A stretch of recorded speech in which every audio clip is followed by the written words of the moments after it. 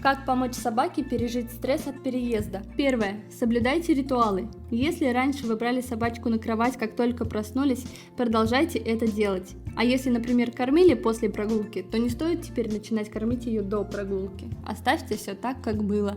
Второе. Проводите со своей собакой как можно больше времени. Гуляйте, хвалите, играйте. Все это пойдет только на пользу. Третье. Почаще угощайте ее долгими погрызушками, лизательными ковриками, конгами, головоломками или другими подобными штуками. Они очень классно расслабляют, а головоломки еще и утомляют, из-за чего собака будет крепче и лучше спать. Как воспитать послушную и адекватную собаку, я рассказала в закрепленном комментарии.